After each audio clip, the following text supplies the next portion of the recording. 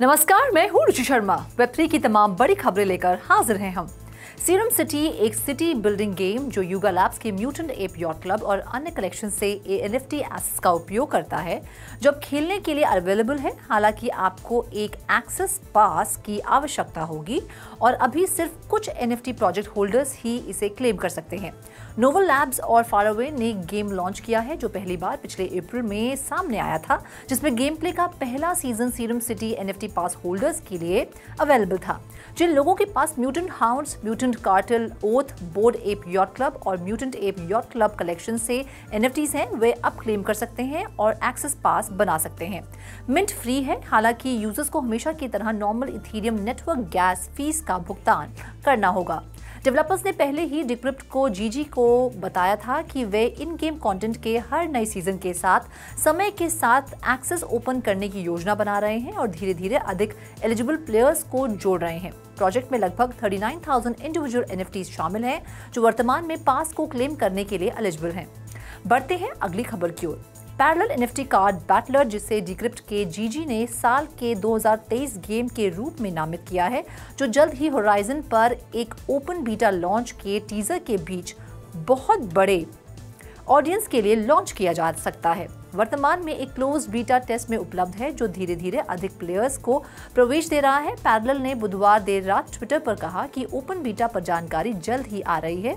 इसके अलावा एक ब्लॉग पोस्ट में गेम के डेवलपर्स ने इम्पेंडिंग ओपन बीटा की ओर इशारा किया। यही कारण है कि लेटेस्ट अपडेट गेम में कई बड़े बदलाव नहीं लाता है। हालांकि पैरेलल का लेटेस्ट अपग्रेड गेम के बैलेंस को बहुत अधिक नहीं हिलाता है, लेकिन ये नए कार्ड के साथ नवीनतम in game content package season 1 vault keeper पेश करता है। सीजन में 2 Ethereum NFT cards, Ilana vault के कीपर और एस्टल्स ग्लेव, साथ ही प्लेयर्स के लिए अनलॉकेबल कंटेंट के साथ एक नया प्रीमियम बैटल पास पेश किया गया है। इसके अलावा अपडेट में Windows PC card battling game में बग फिक्स और अन्य विभिन्न बदलाव शामिल हैं। पैरेलल को NFT बेस्ड कार्ड्स और कॉस्मेटिक आइटम्स के आसपास बनाया गया है, जिसमें NFTs को इथेरियम और स्केलिंग नेटवर्क बेस दोनों पर मिंट किया जा सकता है। बाकी अहम खबरों के लिए करते हैं विशाखा का रुख। कॉर्नफ्लक्स ने जे चाओ का फैंटेसी म्यूजिक मेटावर्स लॉन्च किया है, जो फैन इंटरैक्शन में बदलाव लाने के लिए म्यूजिक टेक्नोलॉजी और वर्चुअल रियलिटी को ट्रांसफॉर्म करने वाला एक प्लेटफॉर्म है। ये वेंचर वेब2 प्लेटफॉर्म्स के साथ सहजता से एकीकृत होता है, जो ट्रेडिशनल इंटरनेट और कॉर्नफ्लक्स की डिसेंट्रलाइज्ड फीचर्स के बीच एक स्मूथ ट्रांजिशन की पेशकश करता है। यूजर्स को एक ऐसी दुनिया में ले जाता है जहां डिजिटल और फिजिकल रियलिटीज मिलती हैं। इस एक्सपीरियंस के केंद्र में फैंटेसी म्यूजिक यूनिवर्स की है, जो कॉर्नफ्लक्स पर एक वर्सेटाइल NFT का जो एक डिजिटल टोकन से कहीं अधिक काम करता है। ये कई इंटरैक्टिव एक्टिविटीज और एक्सक्लूसिव मेटावर्स बेनिफिट्स का गेटवे है। इस NFT के होल्डर्स पॉइंट कलेक्शन और मिस्टीरियस आयरन बॉक्स अनवीलिंग्स जैसी एक्टिविटीज का आनंद ले सकेंगे और ऑफलाइन स्टोर डिस्काउंट्स जैसे टैंजिबल बेनिफिट्स का आनंद लेंगे, जो रियल वर्ल्ड ब्रांड एक्सपीरियंसेस के साथ डिजिटल इंटरसेक्शन को ब्लेंड करने के लिए कॉर्नफ्लक्स की कमिटमेंट को शोकेस करेगा। अब बढ़ते हैं अगली खबर की ओर। बिटकॉइन माइनिंग की दिग्गज कंपनी कोसाइंटिफिक ने एक उल्लेखनीय बदलाव हासिल किया है। बैंक्रप्सी से उभरकर 2023 में नॉर्थ अमेरिका की सबसे बड़ी पब्लिकली लिस्टेड माइनिंग कंपनी बन गई है।